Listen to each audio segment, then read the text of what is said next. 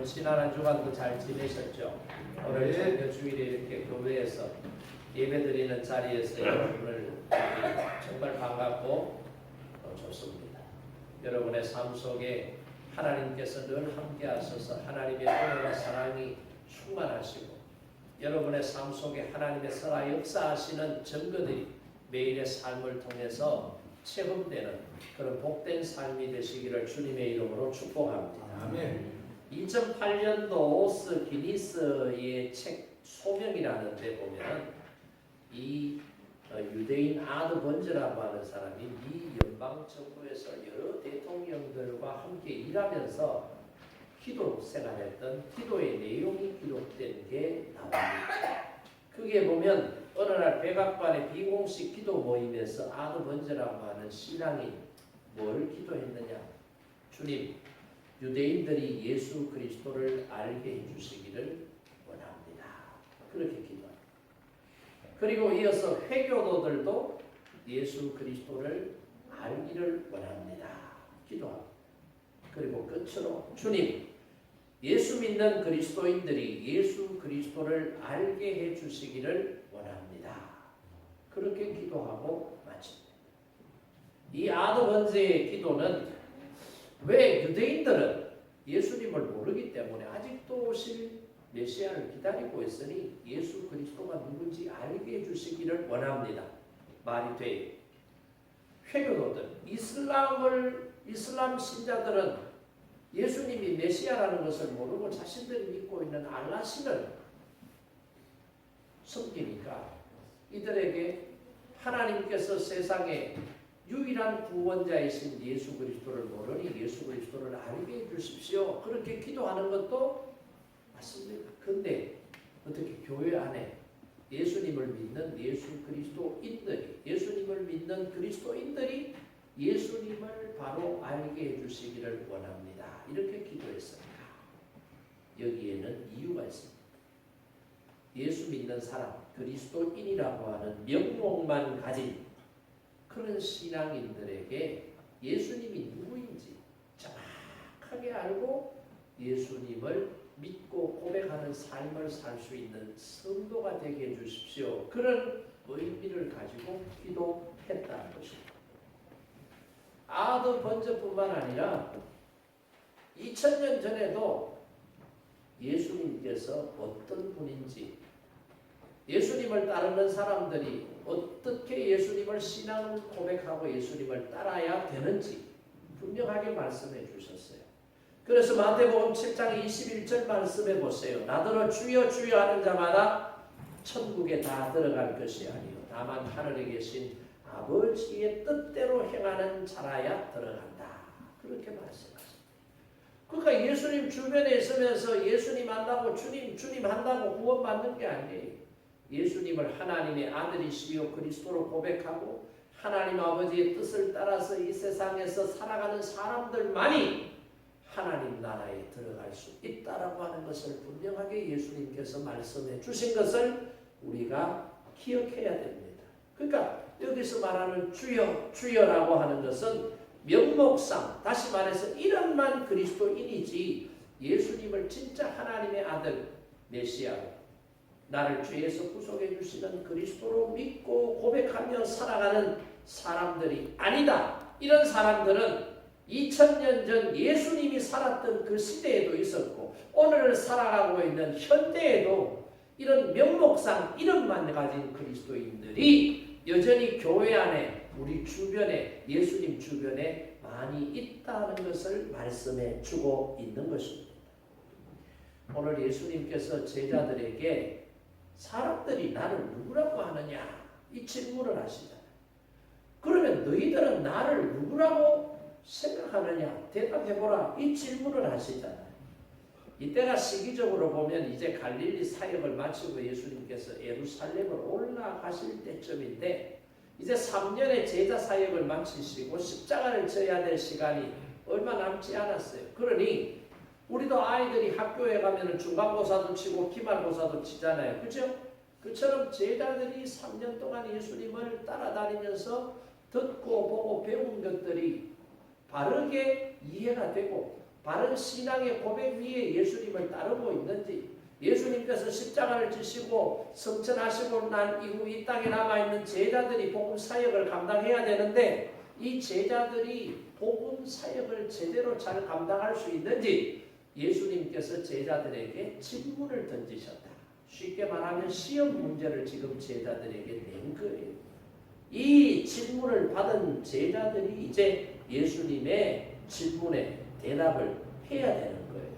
정확하게 바르게 대답을 하느냐 아니면 잘못된 오답으로 대답을 하느냐 굉장히 중요한 시간이다 이 말이에요. 그래서 제대로 된 대답, 예수님이 누군지 분명하게 바르게 알고 신앙 고백을 한다면 이제는 이 사람들이 예수 그리스도의 복음을 전하는 사도로서 제자로서의 사역을 바르게 감당할 수 있을 것이고, 예수님을 바르게 이해하지 못하고 착각하고 오해하고 있다면 바른 복음이 아니라 잘못된 복음, 기형적인 복음을 전가할 수밖에 없는 그런 것이 사실이다 이 말이에요. 그래서 예수님께서 사람들이 나를 누구라고 하느냐 질문을 던지고 난 이후에 제자들에게 그렇다면 너희들은 나를 누구라고 고백하고 있느냐, 내가 누구라고 너희들은 알고 있니? 라고 예수님께서 다시 질문을 하셨습니다. 오늘 이 질문을 통해서 당시 제자들에게만 던지신 예수님의 질문이 아니라 오늘을 살아가고 믿음 생활하고 있는 저와 여러분에게도 예수님을 너는 누구라고 생각하느냐, 나를 누구라고 생각하느냐라고 물음에 저와 여러분이 어떤 대답을 해야 될지 오늘 이 본문 말씀을 통해서 다시 한 번 더 점검하고 우리의 신앙을 새롭게 세워나가는 그런 시간이 되기를 주님의 이름으로 축복합니다. 오늘 13절 말씀해 보세요. 거기 보면 예수께서 빌립보 가이사랴 지방에 이르러 제자들에게 물어 이르시되 사람들이 인자를 누구라 하느냐라고 질문을 하시는 거예요. 그러니까 예수님께서 빌립보 가이사랴 지방에 가신 거예요. 이 가이사랴라고 하는 것은 갈릴리 호수에서 북쪽으로 약 한 40km 정도 떨어져 있는 곳입니다. 분봉왕이었던 헤롯 필립이 티베리우스 황제를 기점해서 도시를 다시 재건한 그런 동네가 바로 빌립보 가이사랴라고 하는 동네예요. 이곳에는 유대인들은 그렇게 많지 않아요. 대신에 이방인들이 많이 모여서 사는 그런 마을이었습니다. 예수님께서 자신에게 몰려드는 이 무리들을 떠나서 지금 제자들하고 조용하게 대화를 나누시기 위해서 여기 가셨는데 예수님께서 자신이 누구인지 밝히기 위해서 제자들과 조용한 장소에서 지금 던진 질문이 뭐예요? 얘들아, 사람들이 나를 누구라고 말하느냐? 라고 질문을 하는 것입니다. 사람들이 나를 누구라고 하느냐? 사람들이 예수님을 누구라고 말하죠? 여러분들이 사회생활하고 또 가정생활하고 이러면서 여러분 주변에 있는 사람들이 여러분이 신앙생활하고 예수 믿는 사람인 줄 안다면 여러분들에게 예수님이 누구냐고 질문할 거 아니에요. 그랬을 때 여러분은 예수님을 누구라고 소개를 했는지, 아니면 여러분 주변에 있는 안 믿는 사람들이 너는 무엇 때문에 예수님을 믿어? 주일마다 교회 가야 되고 새벽에도 기도하러 가고 수요일도 가고 너 왜 그렇게 예수에 매여서 살아? 도대체 예수라는 분이 어떤 분이야? 라고 질문을 한다면 여러분은 예수님을 누구라고 정의를 내려 그들에게 말하겠느냐 이 말. 예수님이 누구예요? 예수님이 누군지 정확하게 알아야 돼. 그래서 제자들에게 야 사람들이 내가 이렇게 너희들과 동행해서 이 마을 저 마을 다니면서 하나님 나라를 가르치고 하나님의 나라에 합당한 자는 어떤 사람인지를 내가 전하고 아픈 사람들을 내가 고치고 하는데 이런 나의 사역에 대해서 사람들이 나를 누구라고 평가하느냐 이걸 딱 물으시는 거예요. 그랬더니 제자들이 복음을 전하는 예수님의 사역을 동행하면서 이 사람 저 사람들이 하는 말들을 듣고 정리를 해서 예수님께 보고합니다. 뭐라고 그래요? 들으는 세례 요한이라고 하고 들으는 엘리야라고 하고 어떤 이는 에레미야나 선지자 중에 하나라고 말합디다라고 보고를 하는 거예요. 그러니까 사람들은 예수님을 세례 요한이나 엘리야나 에레미야나 선지자 중에 한 사람이다. 그렇게 이해를 하고 있다는 것을 말해주잖아요. 왜 세례 요한이라고 사람들이 말하느냐. 세례 요한이 뭐 했어요? 광야에서 낙타트롯을 입고 메뚜기와 석적을 먹으면서 모여드는 군중들에게 뭘 선포합니까? 회개하라, 천국이 가까웠다. 회개를 선포하는 거예요. 그러니까 요한의 이 메시지를 듣고 회개하고 세례받는 사람들이 많았잖아요. 그러니까 요한은 심지어 당시의 왕이었던 헤롯 왕까지도 정면으로 책망을 하면서 잘못된 것을 꼬집는 그런 아주 직설적인 메시지를 선포하는 사람이었잖아요.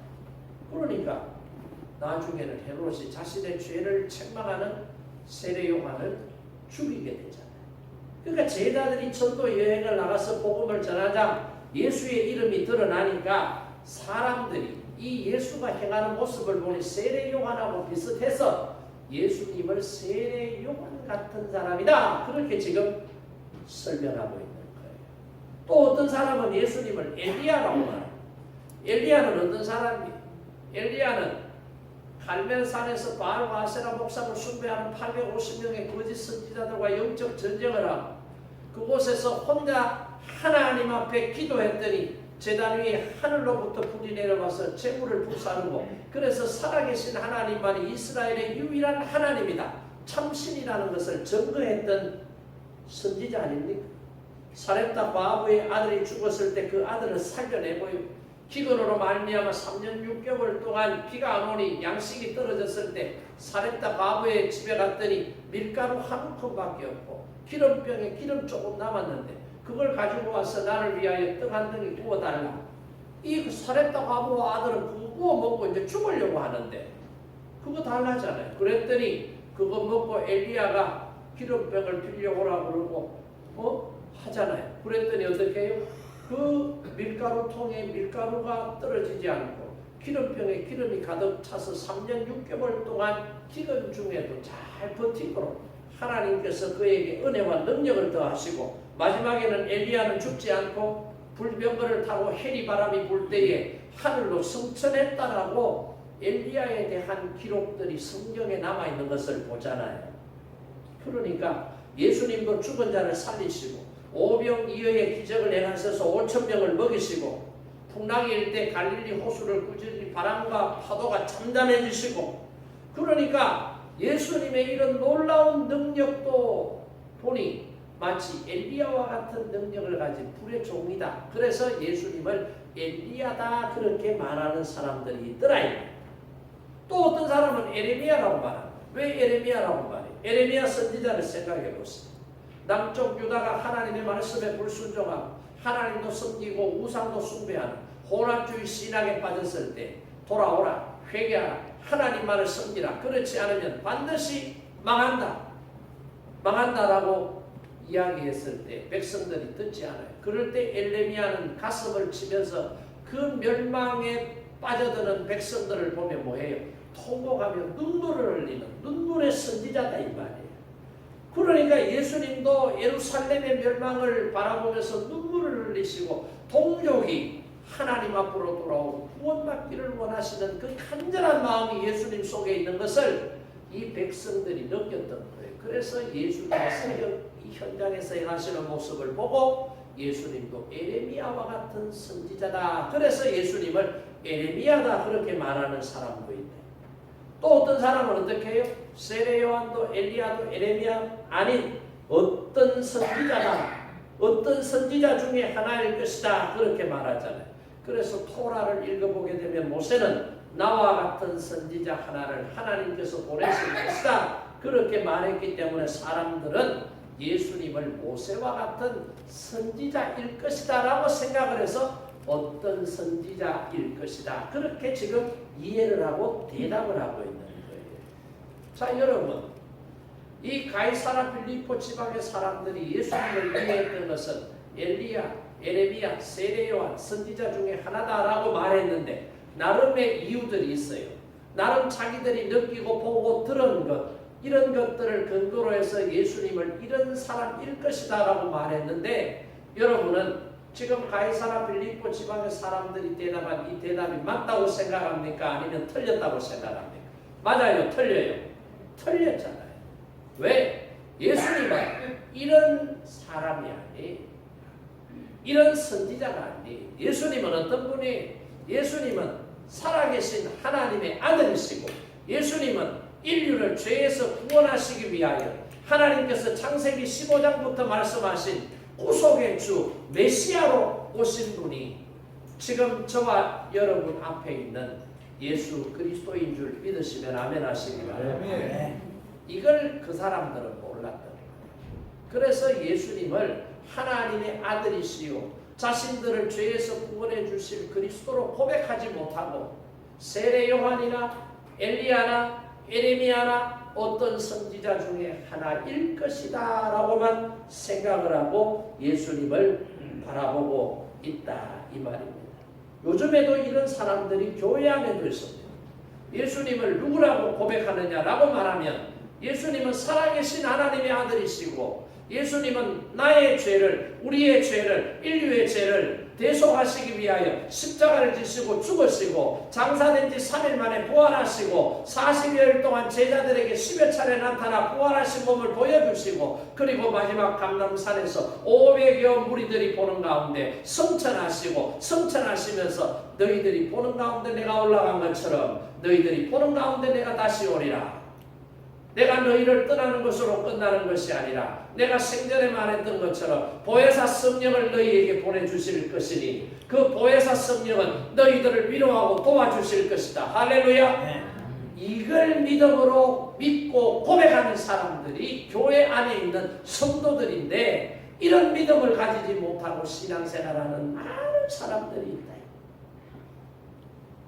예수 그리스도를 많은 현자들 중에 지혜자들 중에 한 사람, 훌륭한 사람들 중에 한 사람, 선한 일을 하신 분들 중에 한 사람이 그렇게 이해를 하고 예수님의 그 선행을 바라보고 나도 저렇게 선하게 살아야지 라는 생각을 가지고 예수님을 따르는 사람들도 있고 종교다원주의적 신앙에 빠져서 예수님도 진리고 석가도 진리고 마호멧도 진리고 공자도 진리고 이 시대에 선하고 지혜로운 지혜를 가진 사람들도 진리일 수 있다라는 누구든지 진리가 될 수 있다는 다원주의 신앙사상에 빠져서 예수 그리스도를 그 중에 한 분이라고 생각하고 믿음 생활하고 있는 사람들이 교회 안에도 있고 교회 바깥에도 있다는 것을 우리가 알아야 돼요. 그러나 예수님은 그런 분이 아니에요. 그래서 예수님께서 사람들이 나를 누구라 하느냐는 제자들의 보고를 받고 다시 묻습니다. 그러면 내 제자인 너희들은 나를 누구라고 하느냐 질문하잖아요. 그게 어디에 나와요? 오늘 본문 15절 16절 말씀을 다시 한번 읽어봅니다. 15절 16절입니다. 시몬 베드로가 대답하여 이르되 주는 그리스도시요 살아계신 하나님의 아들이시니 15절 16절 이르시되 너희는 나를 누구라 하느냐? 시몬 베드로가 대답하여 이르되 주는 그리스도시요 살아계신 하나님의 아들이시니이다. 아멘. 베드로가 정확하게 예수님이 누구인지 대답하고 있는 내용을 우리가 방금 읽었습니다. 예수님은 제자들이 3년 동안 예수님을 따라다니면서 뭘 듣고 뭘 보고 뭘 느끼고 뭘 깨달았는지 지금 묻잖아요.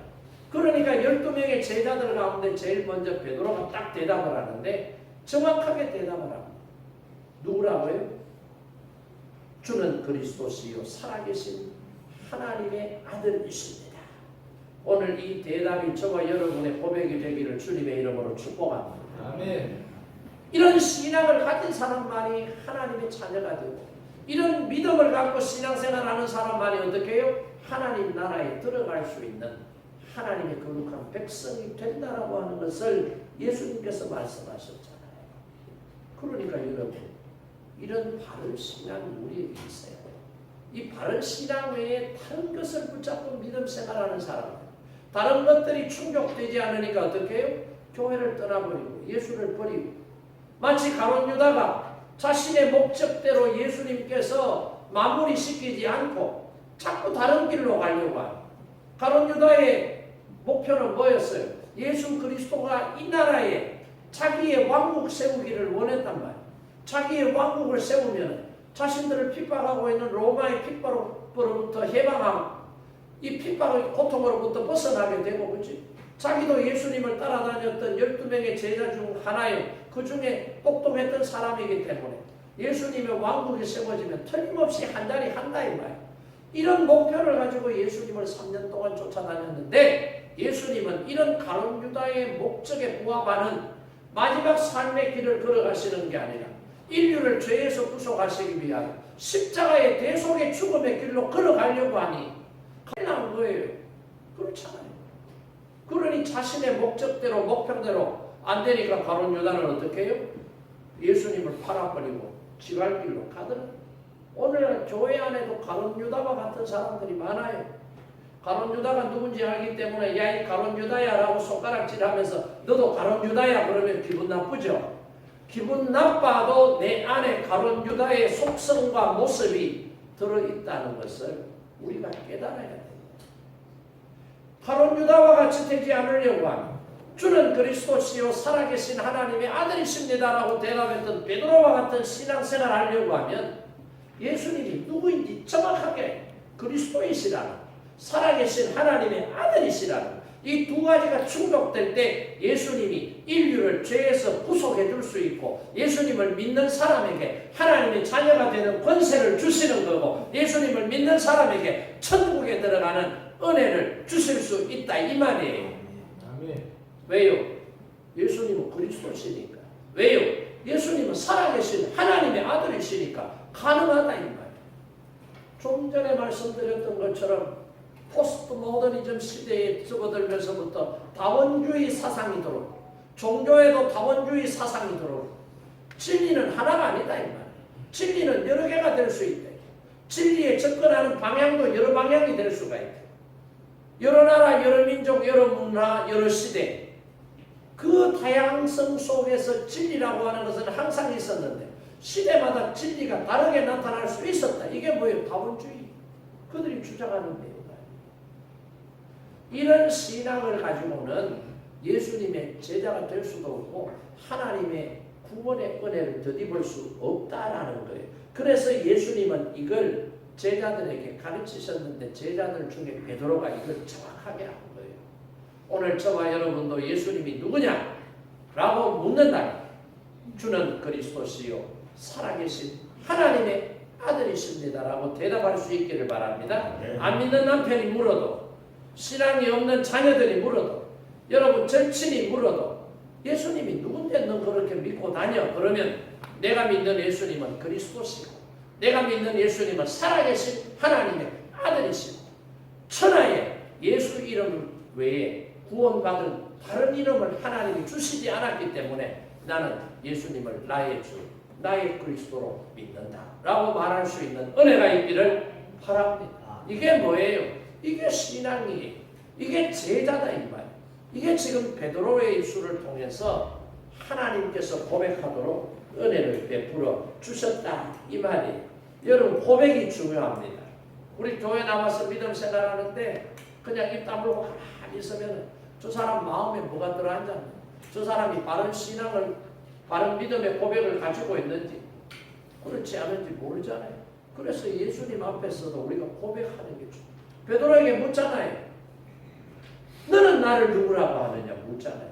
한번 고백해보라는 거예요. 고백해보라. 옛날에 우리 그 동요인지 가요인지 모르겠습니다만 갑순이와 갑돌이는 한 마을에 살았더래요. 둘이는 서로 좋아했더래요. 근데 갑돌이하고 갑순이는 수줍어가지고 서로 사랑한다는 말을 못한 거예요. 그러니까 이게 지금 안 되는 거예요. 갑돌이가 갑순이한테 갑순아 사랑한다. 나하고 한평생 같이 해줄래? 프로포즈를 했더라. 어떻게 됐는지. 고백을 못한 거예요. 고백을 못하는 거예요. 우리가 예수님을 하나님의 아들 그리스도로 믿는다면 어떻게 해야 돼요? 고백해야 돼요. 고백. 그래서 로마서 10장 9절과 10절 말씀에도 보세요. 네가 만일 네 입으로 예수를 주로 시인하면 또 하나님께서 그를 죽은 자 가운데서 살린 것을 네 마음에 믿으면 구원을 받으리라. 사람이 마음으로 믿어 의에 이르고 입으로 시인하여 구원에 이르느니라. 할렐루야. 사람이 입으로 시인하여 구원에 이르느니라. 그 고백이 중요하다. 고백이. 우리가 예수님을 그리스도로 고백하면 예수님이 내 안에 생명이 되어주시는 거예요. 예수님이 오셔서 우리의 생명을 인생을 포맷해 주시고 우리 인생의 프로그램을 새로 쫙 깔아주시는 거예요. 예수님이 직접 제작하신 프로그램을 쫙 깔아 성령의 기력을 부어주셔서 그 프로그램이 잘 작동되도록 예수님께서 우리를 붙잡아 주시는 거예요. 성령은 우리에게 소원을 주시고 우리가 행할 수 있는 은혜와 힘과 능력을 주시는 분이잖아요. 우리에게 새 인생을 살아가도록 하시는 은혜가 예수님을 믿는 믿음의 고백으로부터 시작된다는 것을 깨닫는 저와 여러분 되기를 바랍니다. 그런데 사탄은 이런 예수님을 믿는 믿음의 고백으로 가지 못하도록 우리를 자꾸 붙잡는 거예요. 가려고 하면 잡아당기는 거예요. 못 가도록 자꾸 넘어뜨리고 쓰러뜨리는 거예요. 사단은 예수님께서 보세요. 십자가에 매달려서 죽으시려고 할 때 어떻게 합니까? 내려와보라 그러잖아. 내려와보라. 너 안 죽어도 되는데 왜 그렇게 죽으려고 하느냐. 내려와보라. 예수님의 십자가의 구속의 사역을 어떻게 해요? 좋게 포장을 해서 지금 예수님이 죽지 않고 사도록 자꾸 우리 신앙에 이런 요소가 많아요. 우리를 위해서 막 사탄이 말이에요. 우리를 위하는 척하지만 어떻게 해요? 예수님께서 내게 주신 사명과 사역을 제대로 감당하지 못하도록 사탄이 시시때때로 우리를 끄집어내리고 방해하고 있다는 것을 우리가 알아야 돼요. 그런데 이걸 모르는 거예요. 모르는 거예요. 선약이 우리 몸에 좋아요. 달달한 사탕은 어떻게 해요? 당뇨도 유발하고 충치도 유발하고 좋은 게 없어요. 그런데 사람들은 몸에 좋지 않은 사탕을 뭐합니까? 즐겨 먹어요. 왜? 입에 넣으니까 타니까 먹기 쉽고 좋으니까 자꾸 사탕을 입에 쓴 약, 입에 쓴 음식은 어떻게 해요? 안 먹어요. 입에 쓰니까 거부감이 있으니까. 그런데 정말로 그거 먹으면 어떻게 해요? 몸에는 일이 없다. 이걸 알면서도 우리가 안 하는 것처럼 하나님의 말씀을 붙잡고 믿음으로 살면 이 믿음으로 사는 모습 가운데 하나님의 살아 역사하시고 하나님의 준비하신 크고 놀라운 일들이 저와 여러분에게 임하지만 많은 성도들은 이것을 생각하면서도 우선에 내한테 유익이 되고 우선에 편리하고 우선에 득이 되는 것을 먼저 붙잡고 마치 몸에 이로운 쓴 것보다는 몸에 해로운 탄 것을 선호하는 것처럼 믿음 생활도 그렇게 하는 사람들이 너무너무 많다 이 말. 그래서 신앙생활하는데 목사나 교회의 평신도 지도자들이 교인들에게 그렇게 신앙생활하지 마시고 이렇게 하셔야 됩니다. 말씀 붙잡고 믿음으로 승리하셔야 되지 자꾸 인간적으로 생각하시면 안 됩니다. 신앙으로 생각해야 되지 자꾸 세상 사람들이 생각하는 비신앙적인 모습으로 믿음 생활하면 안 됩니다. 라고 말을 하면 어떻게 해요? 그걸 감사히 여기고 받아들여야 되는데 어떻게 합니까? 듣기 싫다고 짜증내요. 그러면서 뭐라고 그래요? 니는 잘하라. 니는 잘하고 나한테 그런 말 하는 대발 이렇게 대들고 그 다음부터 어떻게 해요? 그 사람과의 인간관계가 서먹서먹해지고 멀어지는 현상들을 우리가 생활하면서 보고 듣고 느끼게 되잖아요. 그러니까 여러분 그러면 안 됩니다. 이러면 안 됩니다. 진짜 예수님에 대한 정확한 이해와 더불어서 바른 고백을 가지고 믿음으로 살아가야 되지. 믿음으로 살아갈 때 자꾸 사탄이 우리를 유혹한다고 해서 달콤한 유혹에 빠져서 붙잡혀가게 되면 결국은 예수 그리스도의 가르침과 예수 그리스도의 제자로부터 점점 더 그 거리가 멀어지게 된다라고 하는 것을 우리가 똑똑하게 알고 믿음 생활 해야 된다 이 말입니다. 그래서 보세요. 요즘 사탄은 뭐라고 그래요? 너 예수 믿으면 병 고쳐준다고 그랬는데 병 고치 못 받았잖아. 너 예수 믿으면 물질의 문제도 해결된다고 했는데 해결도 못 했잖아. 이런 걸. 너 예수 믿는 거 먹기 힘들어 편안하게 믿지. 오늘 놀러 간다고 하루 놀러 간다고 뭐 신앙생활에 큰 문제가 생겨 놀러 가자. 친구 관계가 중요하냐. 학원 간다고 뭐 믿음 생활 안 하는 거 안 믿는 것도 아니잖아. 이런 등등의 유혹으로 자꾸 그리스도를 부정하고 신앙생활로부터 자꾸 거리감을 갖도록 그래서 예수 믿지 않아도 얼마든지 행복하게 얼마든지 재미있게 얼마든지 멋지게 살 수 있다. 야 봐라 예수 믿는 사람들보다 안 믿는 사람들은 오히려 더 선행을 하고 도덕적인 사람들이 얼마나 많아. 비판하고 이야기하면서 믿지 않아도 행복하게 살 수 있다. 유혹하면서 자꾸 우리를 이런 유혹에 붙잡히게 되면은 유혹 벗어나야 되지. 유혹에 끌려가면 안 된다 이 말. 어떤 유혹이 있어도 저와 여러분은 예수님을 부정하거나 부인하지 않기를 원합니다. 세상 유혹에 붙잡혀서 세상 따라가지 않고 예수님의 십자가의 길을 따라가는 은혜가 있기를 주님의 이름으로 축복합니다. 그래서 17절에 보세요. 예수께서 대답하여 이르시되 바요나 시몬아 네가 복이 있도다. 이를 네게 알게 하니는 혈육이 아니요 하늘에 계신 네 아버지시다. 그렇게 대답하잖아요. 예수님께서 베드로의 이 대답을 딱 듣고는 칭찬하시는 거예요. 베드로는 정말 복받은 사람입니다. 너희에게 이런 믿음의 고백을 한 것은 네가 한 것 같지만은 네가 한 게 아니라 하나님께서 너희에게 은혜를 베풀어 주셔서 이런 믿음의 고백을 하고 이런 믿음의 고백으로 말미암아 너 하나님의 자녀로서 너 살 수 있도록 하나님께서 내게 은혜를 베풀어 준 거야. 그렇게 말하고 있다 이 말이에요. 그러니까 고린도전서 12장 3절 말씀에도 보세요. 성령께서 하시지 아니하시면 아무도 예수님을 그리스도로 고백할 수 없다라고 말씀합니다. 그러니까 여러분이 예수님을 여러분의 구주라고 고백하고 있다라는 사실은 성령께서 여러분에게 믿음으로 고백하도록 하셨기 때문에 여러분이 예수님을 그리스도여 살아계신 하나님의 아들이십니다라고 말할 수 있다는 것을 기억하기를 바랍니다. 미국에 사는 수잔 앤더슨이라고 하는 사람이 있는데 이 여자분이 암과 수술을 받다가 그만 잘못돼서 시력을 완전히 잃어버리게 그러니까 여러분 앞을 보다가 앞을 못 보면 얼마나 힘들고 어렵겠어요. 이렇게 사람이 차라리 죽어버리는 게 안 낫겠느냐 그런 생각도 안 했겠습니까? 그런데 이 사람이 이런 복잡한 신경의 시간을 딱 지나서 이제 어느 정도 생활이 될 때 다시 직장에 나가요. 그리고 가정에서도 일어나고 직장에 나갈 때 남편이 이 아내의 손을 붙잡고 직장으로 데려다 줍니다.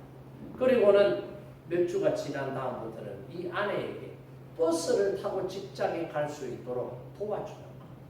그리고 몇 주가 지난 다음에는 남편이 아내와 함께 버스를 타고 직장에 가는 도움을 주던 것을 딱 끊어버려요. 그러니까 부인이 두렵기도 하고 서운하기도 하잖아요. 내가 앞을 보지 못하는 시각장애가 생겼는데 내가 어떻게 나 혼자 직장에 가라고 이놈의 남편이 나 혼자 지금 회사 출근하도록 보내는 서운한 마음이 생겼어요. 그렇지만 그렇게 할 수밖에 없는 상황이라서 지팡이를 짚고 버스 정류장까지 가고 버스 정류장에서 옆에 있는 사람에게 물어서 자기가 타고 갈 버스 보면 타고 가는 거예요. 그렇게 하기를 수주를 그렇게 한 거예요. 그러면서 매일 반복적으로 생각하는 게 이놈의 남편 나를 사랑한다고 말만 하고 내가 직장에 출근하는데 도와주지도 않고 서운해.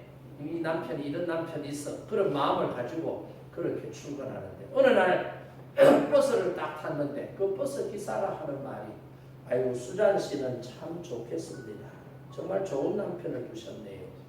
매일같이 이렇게 직장 출근하는데 남편이 도와주니까 수잔 씨는 정말 행복한 사람이에요. 라고 말을 하는 거예요. 그러니까 자기가 생각할 때 내 남편은 퇴근할 때까지 나를 혼자 방치하고 내버려뒀는데 어떻게 해서 이 기사는 정말 좋은 남편을 뒀다.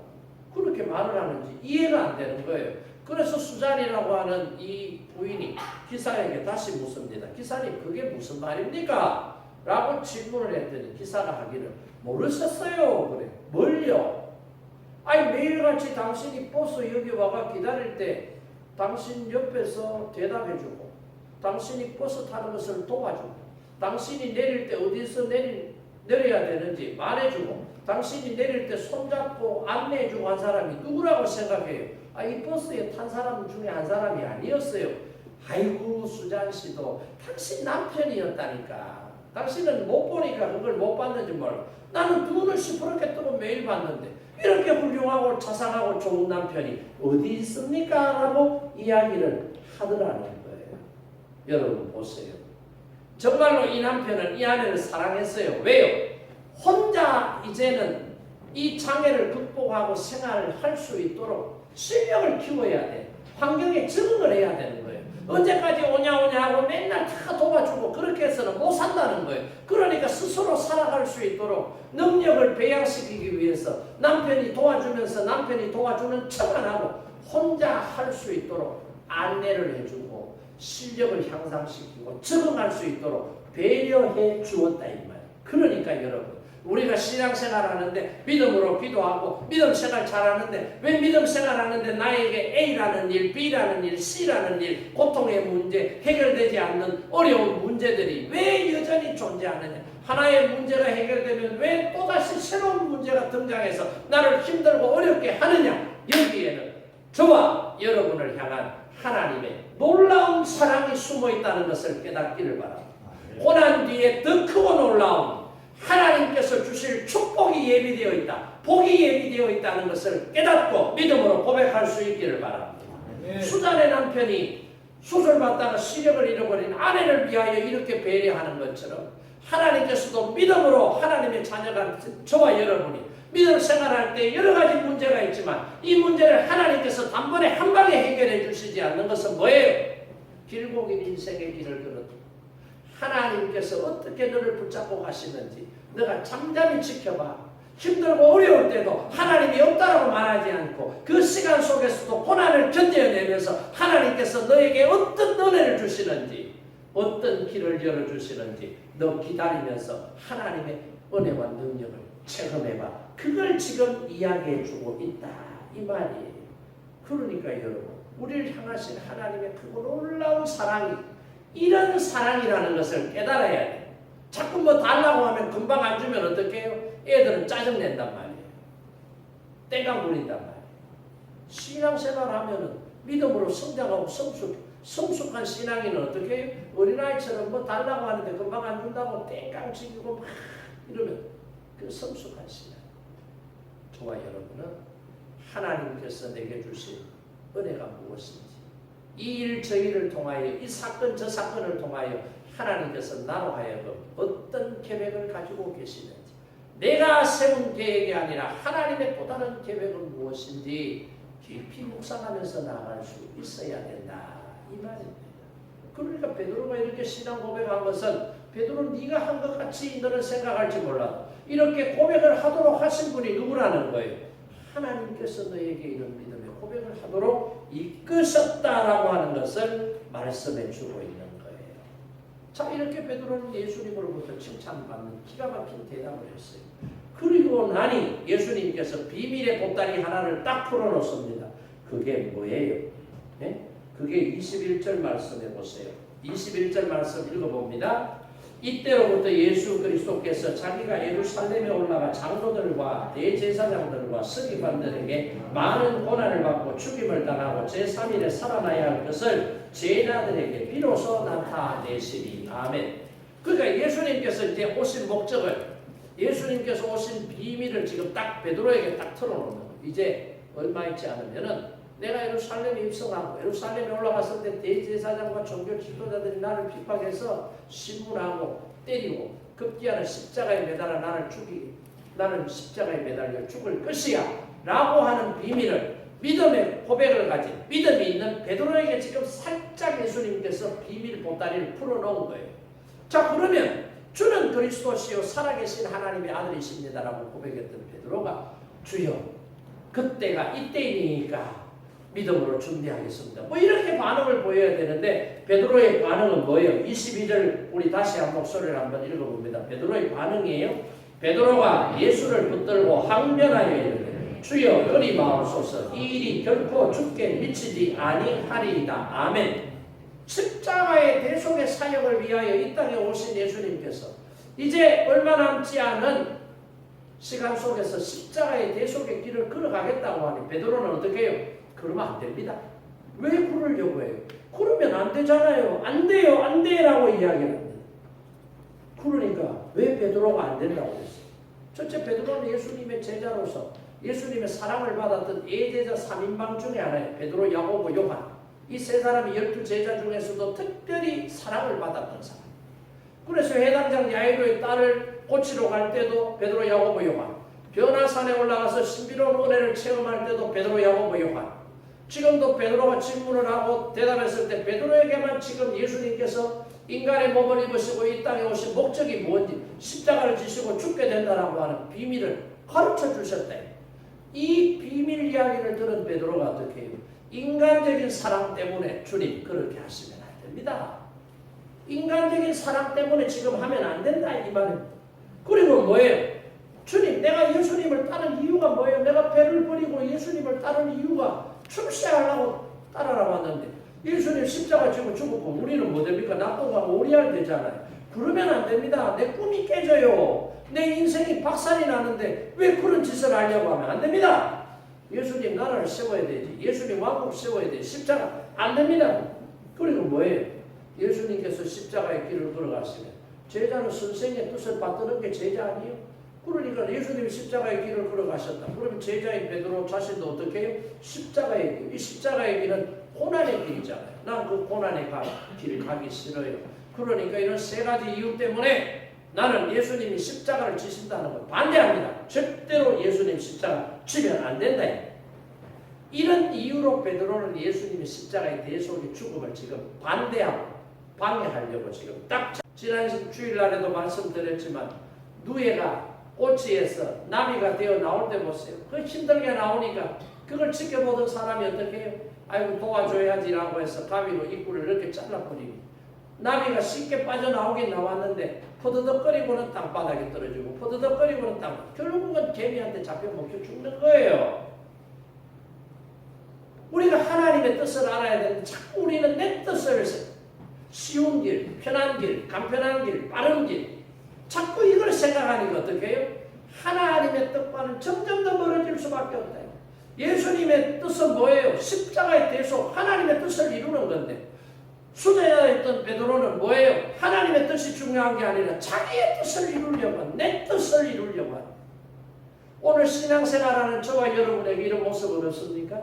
믿음 생활하면서 주의 뜻이 이루어지기를 원합니다. 하나님의 뜻대로 써주시옵소서. 하나님의 뜻이 저를 통하여 나타나기를 원합니다. 이렇게 기도하고 이렇게 신앙 고백을 하면서 살아가고 있지만 정작 삶의 현장에서는 우리는 어떻게 해요? 하나님의 뜻보다는 내 뜻이 더 중요한 거예요. 하나님의 마음보다는 내 마음이 더 중요한 거예요. 하나님의 감정보다는 내 감정이 더 중요한 거예요. 하나님의 일보다는 내 일이 더 중요한 거예요. 그러니 우리 모습 속에 지금 베드로의 모습이 들어앉아 있어요? 없어요? 들어앉아 있는 거예요. 이런 베드로의 모습을 보시고 바로 앞에서 예수님은 칭찬하셨어요. 뭐라고요? 뭐라고 칭찬하셨습니까? 천국 열쇠를 너희에게 주리니 네가 땅에서 매면 하늘에서도 맬 것이고 네가 땅에서 풀면 하늘에서도 풀릴 것이다. 엄청난 칭찬과 더불어 복을 주셨어요. 그런데 지금 보세요. 예수님의 뜻과 상반되는 것을 말하고 예수님의 사역을 방해하고 가로막을 때 예수님께서는 뭐라고 말씀하십니까? 뭐라고 말씀하셨어요? 예? 거기에 보면 사탄아 내 뒤로 물러서라 그렇게 말씀하고 있잖아요. 너는 나를 넘어지게 하는 자로 네가 하나님의 일을 생각하지 아니하고 도리어 사람의 일을 생각하는도다 라고 말씀하시잖아요. 오늘 설교 주보의 제목이 뭐예요? 예수님께서 칭찬하시고 난 후에 책망하신 거예요. 우리의 신앙 고백이 있어요. 칭찬받을 만해요. 이런 칭찬을 받은 우리가 신앙생활하면서 어떻게 해요? 예수님 앞에 책망받는다는. 왜? 예수님의 뜻이 아니라 내 뜻을 관철시키기 위하여 예수님을 디딤돌로 삼는다.